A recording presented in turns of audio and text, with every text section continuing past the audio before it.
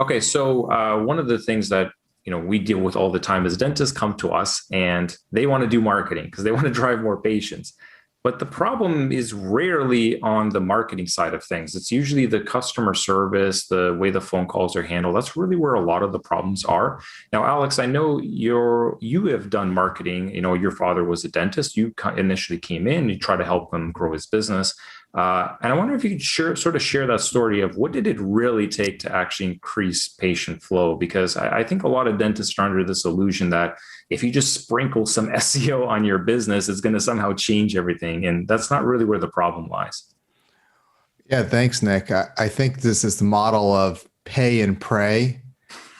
So if I spend a lot of money, that maybe I'll make a bunch of money or throw the kitchen sink at it. It doesn't work that way. And with my father's practice, and I talk about this in the webinar that I know you'll put a link for as well, I go into more detail, but essentially, so I was a Tony Robbins coach at the time. I still am a lawyer, an MBA, and my father's business was facing financial difficulty. It was, quite frankly, heading towards bankruptcy. Office manager made a lot of mistakes and he didn't run the business very well, but great dentist. And he was an extreme makeover caliber dentist. He had these accolades, these fellowships. The level of dentistry was phenomenal. That's another misconception too, that just because I'm great at dentistry, I should have a lot of patients. If you build it, they will come. Doesn't work that way. It's not the field of dreams. Definitely. From the reference from that movie. So I asked my dad, I said, look, can I help your business? I help a lot of other people. And he said, sure. He says, please help. And so the first thing I did was I took over his marketing because, again, he's got all these accolades. Nobody knows about the quality of Pankey trained dentist, fellow of the AGD, Extreme Makeover. He had a relationship with the Extreme Makeover Lab, and he was one of their top dentists. So he was the top of the top. And so I wanted to get that message out there. So I revamped his marketing. I hired SEO consultants, and I was a little whiz on SEO. And this was the golden age of SEO where nobody was doing it. And so we ranked number one for everything. And we were getting calls through the roof, but no change. And I said, something's wrong here. The phones are ringing. I'm on the first page of every SEO word you can imagine. Website's phenomenal. And it wasn't working. So Heather, who's on the call, say hi, Heather. You there? Hi, Heather. There's Heather. At the time, she was my girlfriend, now my wife, and her background's a Bloomingdale's trainer, sales manager, and she wanted to get out of the retail. She had a multi-million-dollar client book, and she wanted to get out of the retail. So I joke she was working for a dentist doing IT work, believe it or not, and she kind of got tired of him throwing computers at other people, not her. He had a little bit of a temper. And I said, can I bring you into my father's office? So I did. We brought her in, and she was exclusive on the phone. She would answer the phone. Nobody wanted to touch the phone. Like that, the phone was the worst thing that they could do. They did not want to touch it. They just wanted to do insurance, whatever. They did not want to handle the phone. It was a interruption, and she became that. And they were so happy. Just new patient, give it to Heather, and you could interrupt her, and she was phenomenal. So she did that. No experience in dentistry whatsoever. And within 18 months, we took $1 million practice and brought it to over 2 million within 18 months. That's awesome. And look, the marketing was important. If we didn't have the marketing, we wouldn't have the opportunities, but you have to convert them. And she did. Right. And one of the things that, how we knew before I came into the practice is you said, something's not right. You said, we're doing all this marketing, calls are coming in. I see tracking all the leads. What's going on? Can you listen to the calls for me? And that's when we discovered the big problem. And it's such a bottleneck in most practices is that the calls were coming in, but they weren't converting. There was no process. There was no system. There was no customer service. And that's your first impression. I mean, aside from the website, you have a beautiful website, great. But then if the impression of the office when somebody calls up doesn't match up to the website or doesn't match up to their expectation, you're going to lose them. So absolutely. Yeah. I mean, you definitely see that a lot where on the outside, you can make your practice look like a Ritz-Carlton hotel. But if I pick up the phone to call you and, somebody picks up and they're like, hello, no customer service, no enthusiasm, you could just sense in their voice that they hate being there, that they're making you feel like you're wasting their time. Kind of like, what do you want? I'm in the middle of something. Nobody's going to come in, right? You can't give them the Motel 6 experience and somehow expect that people are going to come into your practice. So I think, the customer service part is really important. You can do marketing and you will drive more patient phone calls. I mean, we've done that for a lot of people, but it's not until you really tackle the internal customer service issues that practices really see a significant jump in revenue. Without that, you're only doing one piece of the puzzle. And two thoughts. One, Nick, you're one of the few, if not only, that's why we work so much with you, marketing geniuses, to realize this and have ethics and integrity to say, I'm not going to take your business if you're not going to do things to be successful. Absolutely. That's integrity. It's very few out there. You're not like, just give me your money. It's like, I want you to be happy. That's very rare. That's what we really love working with you. The thing that occurs to me, there's a statement I've heard that if you want to be successful, you have to do the things that other people are not willing to do. Sorry, but economically, not everybody is going to be the best, and they're not going to want to put the effort to be the best. And what's great is you can dump a lot of money to other marketing companies that will be very happy to take your money, build you a very nice site, do all the stuff, but create this lie. Because as we know, social media, your website, it's not reality. It's what you want to put out there. The only time a patient knows reality is when you pick up the phone, and when you come into that office, they're going to see the reality. And what's even worse is if you put the image that you're this wonderful place and you really aren't, you're going to start racking up the reviews. At least if you're not a great place, just put it out there. Give us a call. Come on in. Be congruent.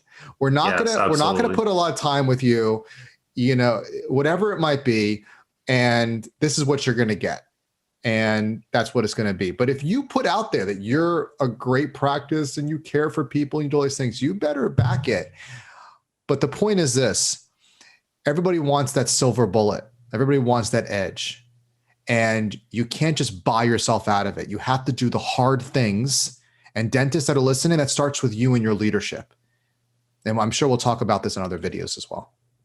Absolutely. I think leadership is a key part of it, because everybody would love a service where ideally they can just sign a check, or maybe tell, their staff to do some, magic bullet type of formula, and then everything is fixed. But the reality is that the dentists that are doing really well, I mean, they've got great leadership. People love working for them. They're positive. They're always investing in their team. They're trying to wow their patients, and people want to work hard for them because they want to see them succeed. On the flip side, you also have dentists that, they're always searching for that magic pill solution. And they're always surprised when, they're hiring a company that tells them what they want to hear. And then a year goes by, nothing really changes. And it's like, well, what did you expect if you're going to shop around for some quick fix? I mean, well, you got to be open to coaching. And what I love about you, Nick, you and your business, is you coach your dentists. They look for your guidance, and we coach our dentists.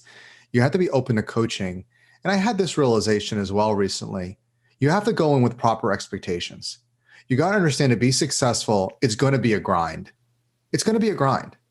Well, I can say positive affirmations that it will be easy. It will be a grind, but the trick is you enjoy the grind. You enjoy the journey. You enjoy that it's going to take work. It's going to take personal development. It's going to be hard at times, but you have to be willing to take that. If you're willing to do that, you have there's a growth mindset, is what they call it in a lot of these books that are coming out. A growth or expansion mindset. That's what you have to be ready for. And if you do that, not only will you have the success that you want monetarily, but you will improve your happiness. You'll improve the love of what you do, and you'll improve the people around you. Okay, so Alex, Heather, what I've seen a lot of dentists do is when they're hiring staff, they primarily just look at their, technical skill set. Like, do they know how to use my patient management system? Do they know how to process the insurance? And they just kind of throw them into, doing the job day one without really a lot of training, without even a lot of thought about, is this person warm and friendly? Do they have good customer service skills? I mean, it's like, if you know how to use AbleDent or Tracker or whatever patient management system, you're hired. Start today, start answering phones today. But I feel like you're kind of setting people up to fail in that respect, right? What are your thoughts on that? Well, you're speaking to a few issues. Well, one issue is the issue of just recruitment in general and hiring talent and having a full staff. It is difficult right now in dentistry to hire new team members. It was difficult before to get talent. It's even harder now. Okay. One of the things that we found in the research pre-pandemic, and I'm sure it's worse now, is, well, actually it's a positive, that by sufficiently onboarding your team, training your team, you improve retention of employees by 25%. And I'm sure it's even higher. Okay. That was an older study. So it's very important that we're consistently training our team. And what training is training them in customer service, but also training them into your vision and having that relationship. Because we're always looking for the next thing. And so we want to make sure we retain. Now, in terms of hiring, and we talked about this before, Nick, is that you want to hire for the personality and train for the skill. Yeah, Heather, absolutely. Right? So Heather, and you go, well, how can you do that? Well, Heather, back to the story with her and my father, she had zero dental experience. She worked in retail. Interesting. I love hiring for retail for the front office because of Heather, and she crushed it. Now, obviously, if you have an assistant or hygienist, they have to get certain skills, but even those can be developed. You could hire potentially somebody in the front office that you can cultivate to be a hygienist or assistant in the future if you're patient enough, because they can go get the training. In the meantime, learn the customer service, because everybody in the office should be trained on customer service, if that makes sense. Absolutely. And I'm going to go back. Because if the dentist or the owner does not have the vision, does not see that it makes sense, because we talked about in another video that monetarily, and we'll talk about in a later video, monetarily, it's going to make sense to do customer service. It's not this is wishy-washy, it's nice to do. It's good business to run a Ritz-Carlton-like business. Heather, let me just go to you about, tell us about the Ritz-Carlton, how when they bring employees on, because Nick was saying you're hiring somebody for your practice management thing, and you just, right on day one, they're answering the phone. What does Ritz-Carlton do? Yeah, I mean, their focus is finding the best people always with the best attitudes. I mean, they'll pay people to not take the job. They'll give you money and say, I'll give you this money if you don't take it, to see who really wants to work for them. And that's the type of people that we want. We want people that want to work for our practice, that are excited about the vision of the practice, which is why it's so important to have the vision for the practice. But the Ritz-Carlton, I tell dentists, because they say, oh, training, it's hard to fit it into the schedule. We're so busy. And I say, the Ritz-Carlton and Chick-fil-A and those companies are super busy too, but they always make it a priority to train. They won't let somebody even touch the phone, answer the phone, interact with people until they've had about 21 days to 3 months of training and onboarding on their systems, on their vision. Every single person, if you go up to somebody at the Ritz-Carlton, carries that little card with their vision, and they can recite it to you and they show it to you and they're proud of it. And every year, I believe, people actually train from everybody from the janitor up to, senior management, like 250 hours or something like that every year. And so to say we don't have time, if it's a priority, you make the time.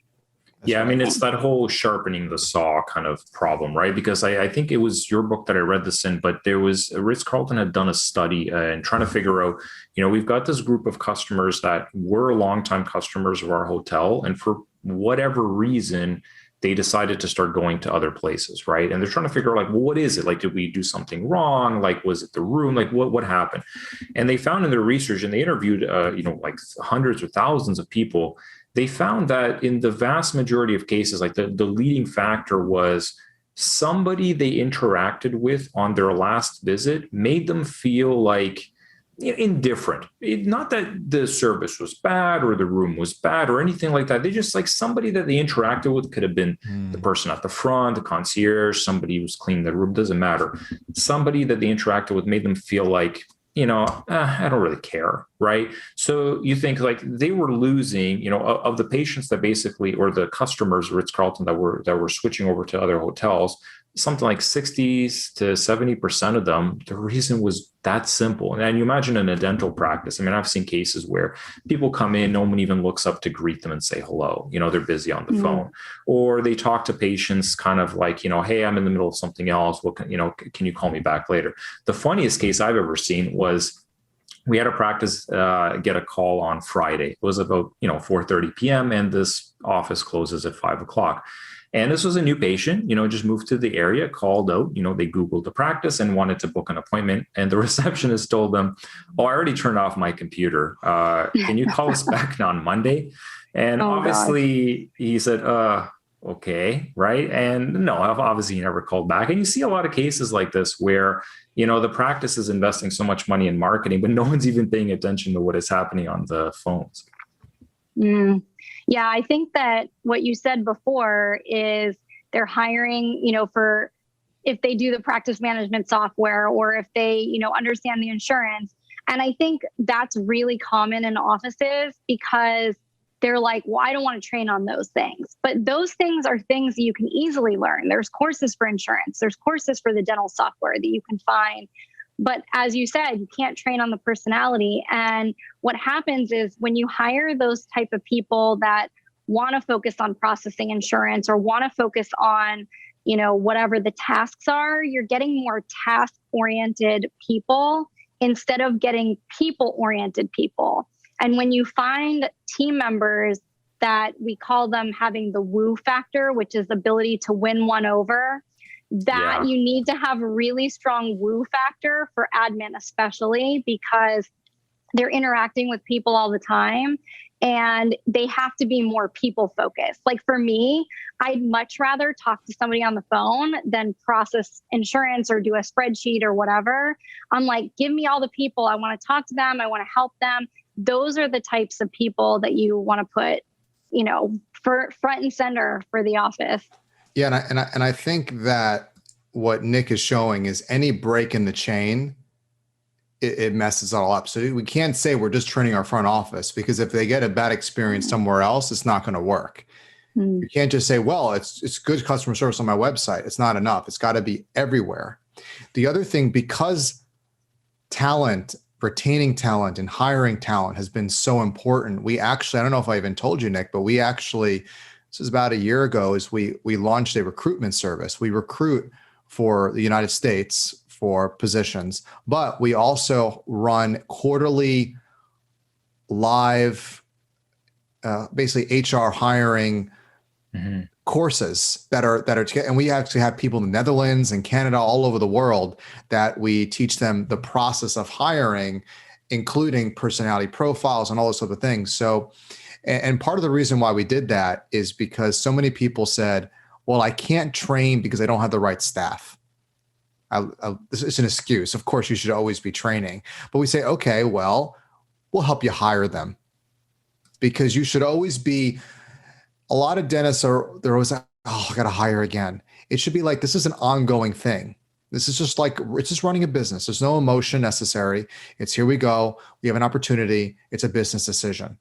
And we look forward to that challenge of perfecting and improving our team. And the training and the onboarding, what all these companies do, it keeps the team together on a common purpose. Okay. So one thing I think gets a lot of dentists stuck is they can't really visualize the sort of customer journey or patient journey that someone goes through, and how, I can come in and build you a website where your conversion rate might go up from 1% to 5%. And that's great. You're going to start seeing more phone calls coming in. But if you look at the math and the financials, if you actually start tackling the internal issues like the phone conversion rate, the new patient experience, when you look at the revenue potential increase down the line, you have a bigger bang for your buck if you tackle problems further down the funnel than if you just try to focus on the website. So I know that in your book, you've got a really great example of this where you break down the math and say, look, you can improve the website conversion and the AdWords and all that stuff, and that will have an impact on the end revenue. But look at what happens when you improve the phone conversion rate or you improve internal issues. The revenue increases substantially, a much greater increase. I wonder if maybe you can just go through that example. Yes, I can for you, Nick. And I call it the all-star business growth formula.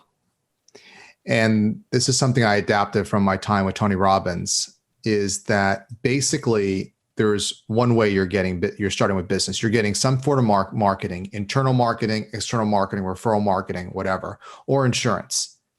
I don't know where else you're going to get it. That's where it's coming in. Now, the first step in the funnel is we have to convert the phone call. And so then whatever's left, whatever's not converted drops, whatever is converted, we now move to the next step, which is they have to show up for their appointments. We have to have some systems in place to make sure they show up. Then hopefully they accept some sort of treatment. They purchase something. And then if we did a great job on customer service, they will make referrals to us. And then this whole continues. And that's the only way you make revenue. Now you can make little slivers like collections and this and that, but this is the big broad brushes. Now, if we make some assumptions now in the webinar, and I know you'll post places for people to sign up for this, is I kind of go into these numbers a little bit more, but let me just give you this. From our research, we found that 35% of phone calls will convert to appointments, about a third. 85% of patients will show up. 60% of patients accept treatment, and 15% will refer. And that gives us if we assume $1 million practice as for our model. So looking at the numbers, if we're only converting 35%, we need to start with 5 million a year in potential opportunities, because if only a third get converted, we're now at 1.75 million potential. The vast majority, as you can see, gone. Wow. Yeah. Gone. So you say, I want to dump more money in marketing, as right, Nick, you're saying, not your problem. Okay. That's why, Nick, you're very prophetic when you said, and you're a marketing guy, you're revealing the secrets. You're saying, listen, marketing ain't your problem. If you can't answer the phone, you're throwing your money away with me, which I don't, and everybody listening, I've yet to meet many marketing gurus that say that, because they don't want to tell you that because they want to take money from you. They don't care. And I see so many places, unlike Nick, they don't track your stuff. They don't provide any accountability because they don't want you to see that you're their problem, right? And they'll just they want to take the money. So I give you a lot of credit, Nick. I'm just blown away and so impressed by how ethical and how great you run your business. Well, I mean, if you think about it in the long term, let's say you convince a dentist to spend the money, but a year later, eventually, even if they're terrible with financials, their accountant is going to give them a report and it's going to show that your revenue didn't really improve all that much, right? You have a conscience is what I'm saying. So, and you're telling the truth. So we're at 1.75 million. Then 85% convert. Oh, we dropped 15%. We dropped. So now we're at 1.5 million. We're going down. Now only 60% accept treatment. Okay. These are pretty good numbers. We're at 900,000.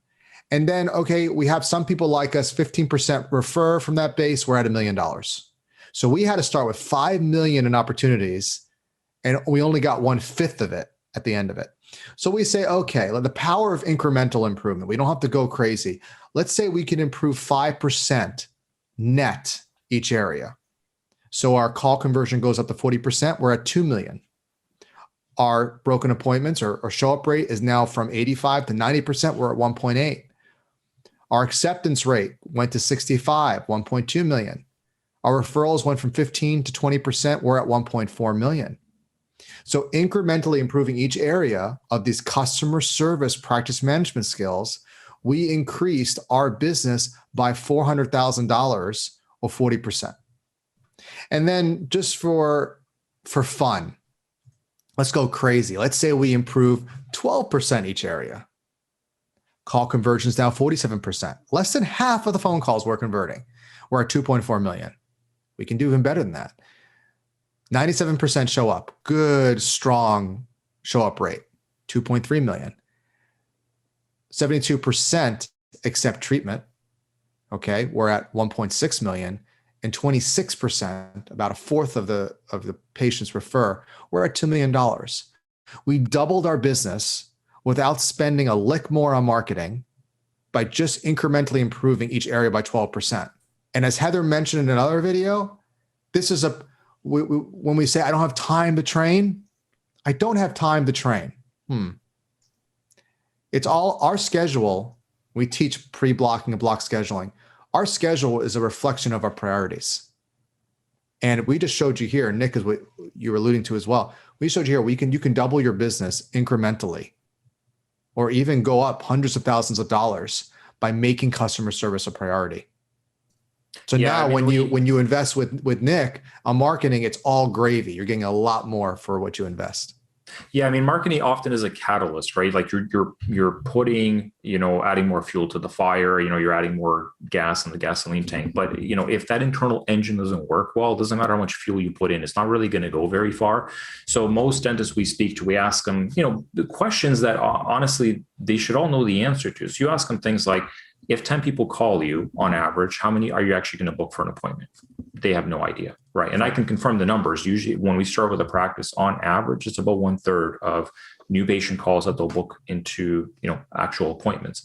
When you ask them, how many people actually show up, how many people accept treatment, no idea on any of these metrics. So they're under this illusion that if I just do some social media or SEO or flyers, it's going to fix everything. And it's like, no, you actually have to fix that engine first. And then once it's working very smoothly, then you sort of like ramp up the marketing, and then you're going to get a great return on investment. So if you put marketing through a really good business, $1 will turn into 20 in production very easily. Exactly. However, if you take an average, below average practice where nobody has a clue what's going on day to day at the front desk, no one's measuring things, there's no real training, there's no systems, there's no process, everyone is just running around like chickens with their heads cut off. What just occurred to me? I just thought something for the first time. Marketing means you're getting the word of your business out there to many people, right? But is it interesting? Here's another thing, if you're investing in marketing and you don't have your customer service down, what are you marketing? Exactly. You're marketing what not to do. Yeah. So you're paying somebody. This is the first time I ever considered this. This is a new idea on Nicholas's show. I just realized that you are paying a marketing company to market how bad you are to the general public. Exactly. That's exactly what happens, because the way I sort of visualize might not be the nicest example, but I think of marketing, think of like your standard, like a fan, like a household fan. Sure. And your business is what you put in front of that fan, right? Now, if you just baked like this wonderful fresh bread, right? It smells amazing. I mean, obviously it's going to attract everybody anyways, but if you put, a fan in front of it, it's going to waft that amazing smell to a further distance. It's going to bring people in. If you put in front of that fan, put a bag of dog poo, okay, what do you think is going to happen, right? It's like, and then they think, oh, well, you know what? If there's something wrong with the market, there's something wrong with the fan. It's like, trust me, it's not the fan that's the problem. Oh, interesting. So that's why a lot of the time I look at their business, and we turn a lot of business down. I mean, even like this week, we've turned about 3 people down.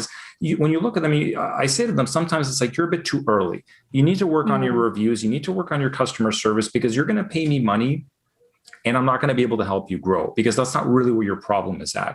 So I'd much rather that they take the time and improve the customer service, the reputation, make some leasehold improvements to the practice. Nobody wants to walk into a dental practice that the decor looks like it's from the 1980s, right? But once they have all that stuff done, obviously there is, diminishing returns, right? You might be able to improve your phone call conversion rate from 30% to 70%. You're never going to get it to 90%. I mean, there's going to be people who call you that are just not a good fit, but you're going to get a much better bang for your buck if you tackle the things inside of your business first, and then bring somebody like me on board to ramp up what you have, than the other way around. Okay. So guys, one thing I've seen with a lot of other training companies, right, is they teach this formula of, just get them in, always be closing. I don't know if you guys watched the Glenn Ross. It's like an absolutely amazing movie. And Alex Baldwin did this speech of, you got to always be closing. Yeah. He won an Oscar for that. A really great scene. And, that and the movie like Boiler Room and things like that. Yeah. Yes. I get it. So they teach them, all these like tactics of, here's how you're going to get them to say yes. You're going to build it up so that, eventually they're going to accept the appointment. But every time I've seen practices work with companies like this, what happens? In the beginning, they'll get a few more people coming in. But what you inevitably start seeing is 6 months later, year later, things actually start to dip. Bad reviews start coming in. It's like the tip of the iceberg, where it's like, this is what happens when you try to push treatment on people. Now, I think what I liked with you guys, and why like the only company we refer for training, is you've made it clear. It's like, we're not teaching you sales. It's not about sales. It's not about converting the patient. It's about, customer service. And I wonder, maybe you just talk a little bit about that. Your philosophy differs quite a bit from every other training company that I've talked to. Yeah. For me personally, I love helping people and connecting with people. And I feel like, first of all, you have to love the dental practice that you work for. You have to understand, talk to the doctor, look at their work, and really believe in it, because I think that's the first thing. And doctors, I always say, make sure your team knows what you do and how well you do it. And, if that person doesn't feel comfortable going to their own practice or their family to that practice, then they're not going to be a good person to talk about the dentistry. But I think that, rapport is the first thing for sure. You have to have that with the patients. And, we've seen practices that they did the get them in philosophy and they got a ton of patients, right? Like they were like, oh, I had 150 new patients a month, but they had a ton of cancellations. They weren't converting those appointments to, the cases weren't getting accepted. So, you have to look at all that. It's like in our practice, when we tried that, we actually tried the get them in philosophy and it didn't work. We saw, so many new patients that were coming into the office, but they weren't converting, they weren't accepting treatment, they weren't showing up. And at the end of the day, some of the months that we had, maybe 50 new patients, but they were really, really high quality new patients, were some of our highest production months. And some of the other ones were some of the lowest production months. I think that the focus needs to be on polite pre-qualification. There are different things that we do during the call to really get to know the patient and make sure you understand their needs, make sure we are the right place for them. And that we're not just booking people and telling you, come on in, we'll take care of you. And then, we don't take their insurance and they get mad, or we're way out of their budget that they wouldn't even consider coming to the office, but we just filled up a spot for them. And so all of those things, I think, really have to be looked at. Yeah. I mean, from listening to calls, you see a lot of these examples where, you touched upon, it's important that your staff know what you do. I mean, that sounds really obvious, but you'd be surprised how many practices, you hear all kinds of wonky things. Like we've had dentists who've taken Invisalign training courses. And then for 5 months afterwards, when people were calling for Invisalign, their staff says, oh, I don't think we do that here. And they would refer them to other practices down the street. And it was insane, right? Like this was in the beginning when we just started tracking calls. We've also had cases where, you've got an incredibly experienced dentist, been doing dentistry for 30 years, highly knowledgeable, and somebody calls in and obviously they're a bit nervous. They're thinking, is Dr. So-and-so, are they like a specialist? Like, do they know what they're doing? And I've literally heard this being said, oh no, he's just like a normal average dentist. Like he's not a specialist or anything like that. It's like, well, hold on a second. They've been doing dentistry for 30 years. No, they're not pediatric dentist or, like they don't hold a specialty degree, but you can't describe this dentist as, oh, he's just a regular average dentist. So this is where a lot of the problems happen is that, dentists aren't really sure, like, what are your people even saying to your patients? Maybe this is what you need to tackle. They're not having conversations. They're not training. No wonder this would happen. It's like, if Heather doesn't educate me about the different types of purses, and you ask me what purse does she like, I'm going to start baffling about, I'm going to say coach, you say coach, but anyways, the point is they got to be educated about it. And they all got to be on the same page. When they're saying that, the thing is they're not prepared for the phone call. Is the phone calls and they're winging it. And you don't wing it. You prepare for every step. I love to compare with professional athletes and great artists. Every step is prepared. And if you look at any successful business or person or what have you, every step is orchestrated again and again and again until it's right. And to be honest, those examples, Nick, all that says to me is one thing. That's an amateur practice, essentially. They're amateurs. Absolutely. They are amateurs. And what we are speaking to is being a professional. To answer something like that is a great undermining of the potential of that practice. And guess what? Is it the person's fault? It is not that person's fault to answer the phone. That's what a lot of sales training companies will do. They will show the dentist how terrible your people are. It ain't them. It's the dentist. The dentist hasn't made it a priority and hasn't trained their team.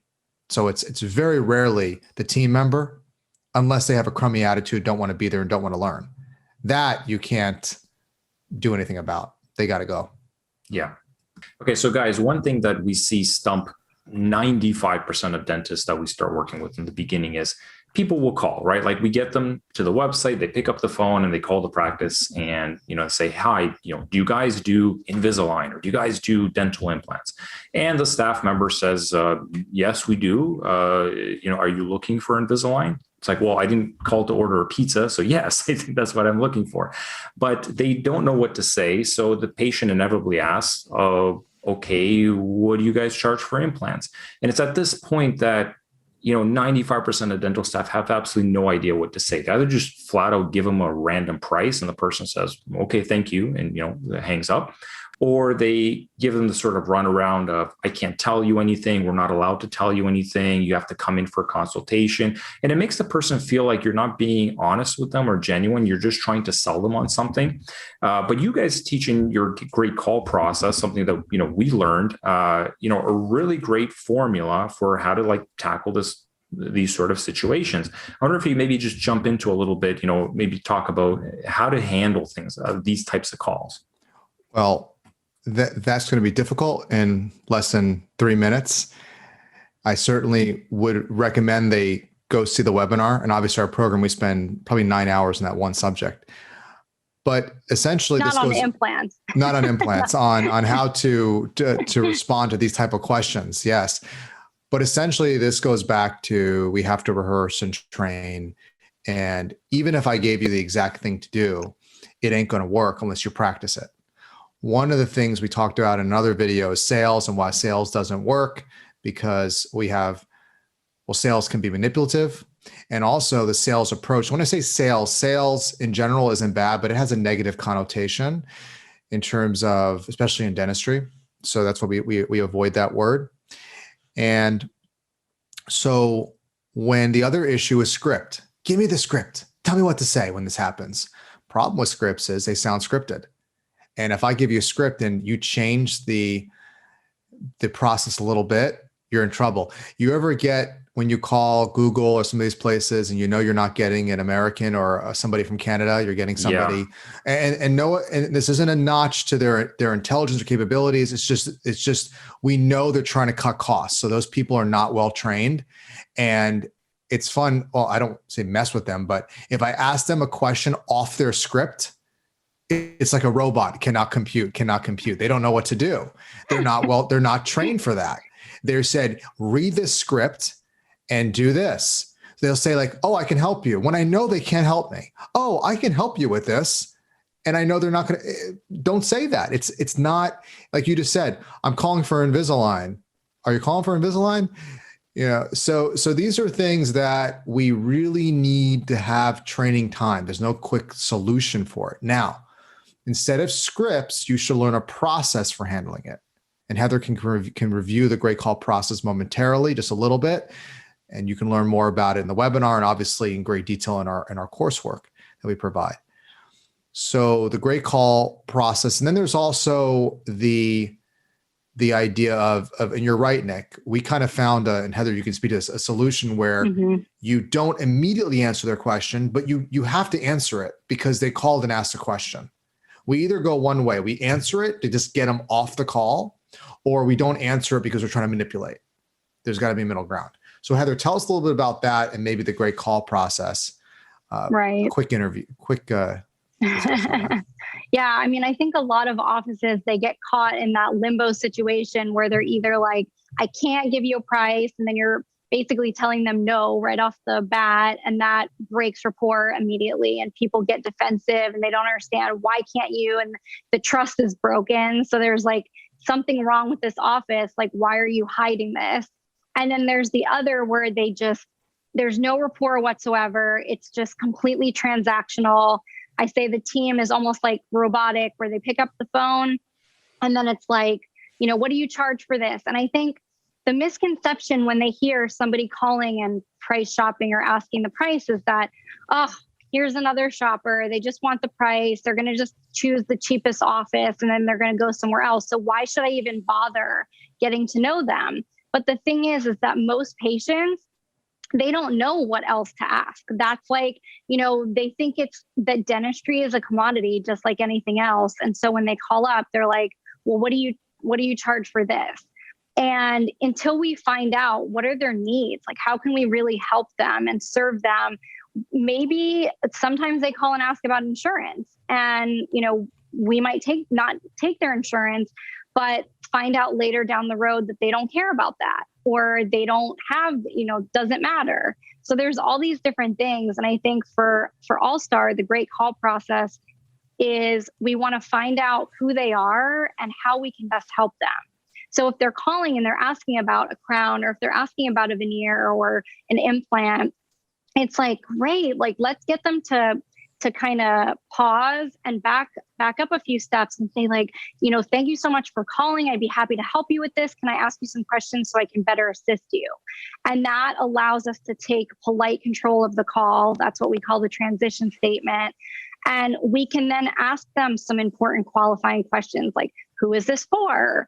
How do you know you need it? Stuff like that, because maybe they've been to 5 other dentists and they just want to get another opinion. Maybe they've never been to a dentist. I've had people that would call our office all the time and say, what do you charge for an extraction? And I would say, well, tell me, is this for yourself? What led you to think you needed to have your tooth extracted? I don't know. It just hurts. Well, if we can salvage the tooth, would you rather keep your tooth? And they're like, yeah, I'd rather keep it. They didn't even know that was an option. So we start talking and saying, well, let's get you to come in and take a look at it. And I think that, we don't necessarily want to give them exact prices because we don't know if that's what they really need. We don't know if they need one veneer. We don't know if they need one implant. They might need an implant and something else. And so when you start giving them a price, they're fixating on that price. And then when they come in, if that price isn't congruent, again, you just lost their trust. So I would say that, we do what's called the show and tell process, which is where you're showing the value of what your office has for them. You're sizzling your practice. You're talking about the highlights and how it pertains to them. And then you're, telling, and it doesn't have to be a price. It can be just a range. You can talk about, if you don't give out prices for crowns or implants or whatever it is, you can at least say, well, this is what the examination and what the x-rays cost. If they can't afford that, they're most likely not going to be a good candidate for your office anyway. Or you can give some sort of a range, but when you're giving the range, you've already built rapport with them. You've already understood what their needs are, what their wants are. You've talked about the value of your practice and how it pertains to them. And then you're giving this range. So it kind of all puts everything in context for them. Yeah, I think one thing I liked with your training, because we took it, our account managers had no idea how to answer those calls either. So, they kept coming back to me and saying, man, these guys are terrible on the phone. And I would ask them, it's like, well, what would you say? Like, I don't know what to say. What would you say? And they had no idea either, right? So we felt it's not really fair to criticize the staff. I mean, if we don't know, what are they supposed to know, right? So when we took your program, and I guess it was probably weird for you guys because it's like we don't work in a dental office. We have nothing to do with that. We just actually want to learn how to do this correctly ourselves. What I liked with your system was that it's not a script, but it's also, it gives you a system where it's not super wishy-washy, right? So I've seen consulting companies sort of like go to two extremes. Either they give you verbiage that you have to recite word for word, and then you're very robotic, and it basically sounds like you're calling a call center in India, or it's huge high-level concepts that are difficult for people to understand, like, well, okay, but if the person asks this, what am I supposed to do? They don't really have any tools in their toolkit, right? Because sometimes you might have to apply different tools at different parts. It really depends. Yeah, you need to let the conversation flow a bit naturally. But I like that process of, here's how you can use a transition statement to, segue into asking questions. You need to ask really good questions to better understand their situation. And, it'll make them feel like, hey, this person actually cares. Everyone else just either gave me the price or try to get me to come in. This person's actually spending 5 minutes to talk to me and get to understand my problem a little bit. Then you talked about the selling the sizzle. This is so key because most people that are calling, they're really trying to figure out, why should I pick you, right? Everybody does implants. Everybody does Invisalign. Everybody can, give me a filling. What they're really trying to understand is, who do I like and trust the most? And oftentimes staff don't really know how to sell that sizzle in a way that doesn't come off as salesy, in a way that's sort of wrapped around, this is how it benefits you specifically. So guys, one of the things that we sort of find as a challenge is some dentists, they do know that customer service is an issue at their practice. I mean, they want to do training, they're willing to do it. But what I find is the staff might be a little bit resistant to it. Where this usually plays out is a young dentist who just bought a new practice from a retiring dentist.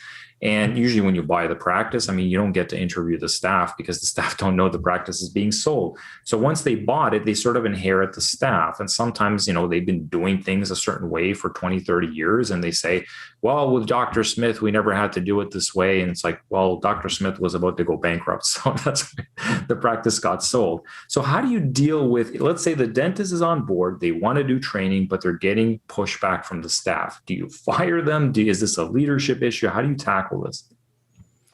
Well, let's talk about this. Well, what do you think, Nick? What do you think if you want a pretty good business? If you want to do training and your team doesn't want to do training, what happens? So I have defaulted to the, if they're not going to be on board, it's like you need to find another job because I can't turn you into something you're not. I think there you go. Whether it was for something you guys had said, like you can't turn a donkey into a racehorse. You're wasting your time, right? So that really stuck with me. It's really more about don't expect a donkey to be a racehorse. Yeah. And the little nuance is important because we want to approach this with compassion, not with they're a terrible person. We weren't able to convert them. A racehorse and a donkey have different functions, and one is not better than the other. There is no better. But if this person is not capable or does not want to do that, it's potentially not a right fit. And if you start asking the donkey to do something it doesn't want to do, it's not going to be a good outcome. And so the first issue, though, that always happens is it becomes a trial of the leadership. And it is a leadership issue. So the first question is, do you really want to train on customer service? Is it really important to you? And if so, how much? Because I don't know, I kind of think of Nietzsche, the philosopher. It's kind of like, I don't know, something to the effect that whichever is less painful, you'll do. So, yes. Yeah. So I mean, it's not rocket science here. Is my fear of addressing the team greater than my fear of losing tons of money because I'm not doing customer service or the value that I see? And most dentists, it's almost like Jerry Seinfeld had this joke that more people are afraid of public speaking than dying. So you'd rather be in the casket than giving the eulogy. So if you would like to lose $250,000+ every year off your business, and that's for a smaller practice, and that's the price you want to pay for allowing your staff to be as they are or not train and up it, that's your prerogative. Your fear of not being good enough or fear of rejection or something is so great that you're willing to accept mediocrity. And it's not me to judge what's better. Some people don't. Some people are very nonchalant. They want to practice like that. So, but don't call me and don't call Nick and say, I want X, Y, Z. I want to make more money. I want my team to be more responsive. I want to provide better customer service. I want my patients. Don't be congruent. Don't ask for that, because you can't have both. You can't have a subpar team or a team that's not willing to do it, and you have that vision. Something's got to give. Does that make sense? So that's why I always come back to the leadership part, is that you have to have such a great conviction. And then you go to your team, because if you're not on board, they're going to, because a lot of team members, here's their point of view. They know dentists always buying a new thing. They're always into a new training. Yeah, it's the latest. And they know, let me just, there are two tactics a team will do, a experienced team. One, this is a smart team. I'll go along with it for the first few months, and then I'll just see if he or she just forgets about it. That usually happens. And then other times they say, I'm just not doing it. That's rare. Typically they'll kind of stall. But the point is you have to make clear as a leader, we're going to be doing this, and our philosophy is 20 minutes a week for the rest of your career. You're always training. Okay. And if you get somebody, this is very rare, that's so bold to say, I'm not doing it, then that's an easy, basically, statement saying, I give my resignation to your company. That's basically what they're saying. And I would let them go. The more difficult ones are the ones that they say they're going to do it and they don't, and then you have to chase them, and they're just going to make your life difficult, that you'll be like, it's not worth it. But how bad do you want it? There was a great book by Randy Pausch, professor at Carnegie Mellon, that wrote, brick walls are there for a reason. They show you how bad do you want it. So this is a question of leadership. And it's not just I fire everybody, but you better get your act on straight as a leader of what's important to you. And then the answer becomes clear. And it doesn't have to be done in a mean way. You can have lots of compassion for all your people. But if you're going to have a business of racehorses, it would be inappropriate or not efficient to have a bunch of donkeys. Some dentists, they want to do training, and their staff are on board for it, but they sort of lose momentum, after a couple months. Like you guys said, they go along with it. Dentists keep buying courses, they keep buying things, and the staff think, okay, this is the latest one. He'll probably forget about it in a couple of weeks. So how do you keep staff motivated? I've seen some dentists try to bribe their staff with like bonuses, or I'm going to pay you extra money if you do this, commissions, that kind of stuff. And I've never really seen that work too well. Sometimes it builds a bit of toxicity, because then everybody expects, a raise or a bonus every time they have to lift a finger. So you guys have worked with a lot of different dentists all across U.S. and Canada. What are some effective ways that you've seen dentists continuously motivate their staff beyond just that first 1 to 2 months where everyone's excited and wants to do training? How do you get them to be excited about it for the next year? So it was interesting the other day, my son, I guess he must have told Heather this. I didn't hear it, but he said, do you know why I'm not doing chores anymore? And I go, no, why? You're not paying me an allowance. This is a 7-year-old. And I'm thinking, does he understand that we pay the house and all this? Does he understand that he's living rent free? Okay. So we created a little monster with her 7-year-old. And so I don't know, that maybe kind of disqualifies in this interview, my capability of leadership. I can't even get my 7-year-old to do anything. So I'm going to tell all you, no, but come on, everybody struggles with this. So this is not just me, even clinical psychologists. So that's just a little funny little thing there. There was a great quote I heard about with your team is you want to pay them well enough that money is no longer an issue. So that's one thing to keep in mind. Also, as you know, Nick, and you're alluding to it, money is not the ultimate motivator.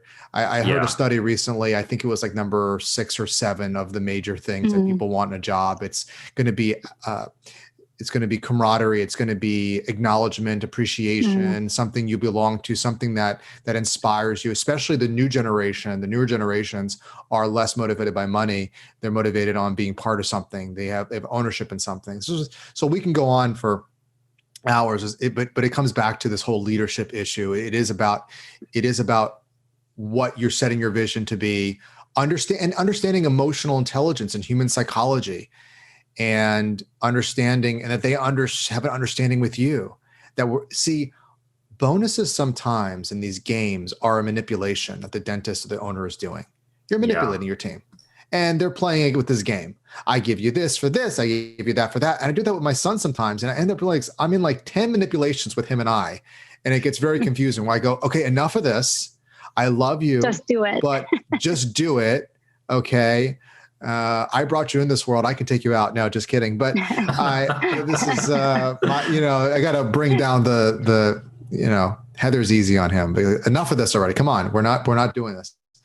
So we don't want to get into that essentially. So some motivations, I can tell you a bad motivation or a poor one. I had one office who's doing a wonderful job implementing. And she has like little magnets of where people are on their coursework, and it's fun, and they're talking about it, and they talk together, and they all want to get up on and sometimes the winner might get a Starbucks gift card, but it's more like it's the whole team's together in a fun thing. So that was really cool what she's doing.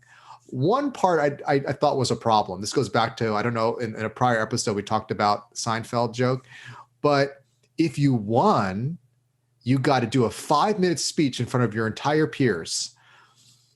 That's not a good motivation because very few people want to win that. Now, maybe I'd be happy to go yap for a while to people, but very few people want to do that. Public speaking is not a sufficient motivator, so don't do that. But gift cards are fun things, recognition, appreciation, games. If you can gamify it, if you can make it, you can play with your team to make it fun, that's a great motivator. If you can, lunches, going out places, but stop it with the manipulation. Make it that you got to step back and say, what is going on with my practice? I see a vision. I want to do this. Why are they not motivated? What's going on? Now, we talked before about the racehorse and donkey example. It may be the wrong team. Okay, fine. But maybe I set it up all wrong.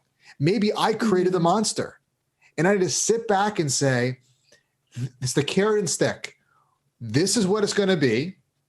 If you're from the book, Good to Great, if you don't want to be on this bus, get off it. Okay.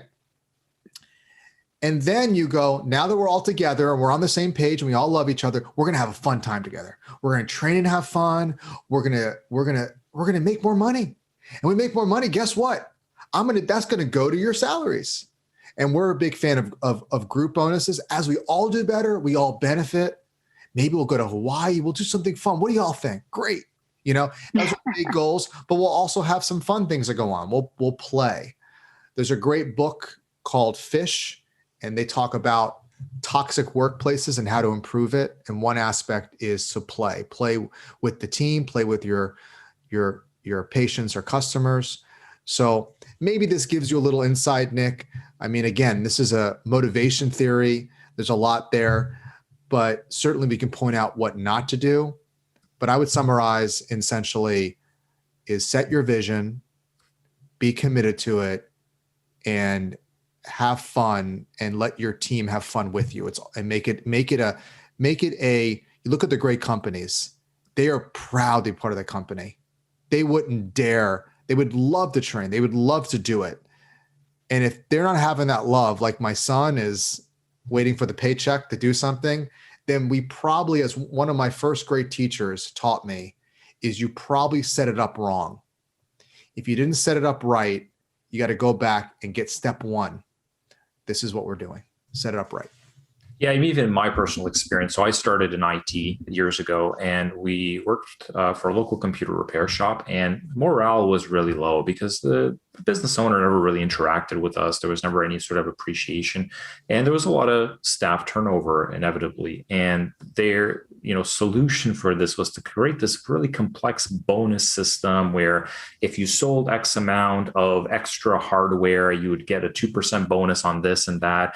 And it was just so silly because at the end of the day, really what everybody wanted is, for this person to come in once in a while and say, hey, you guys are doing a great job, you just appreciate the staff, thank you so much for all your work on the last order and, really helped us out a lot.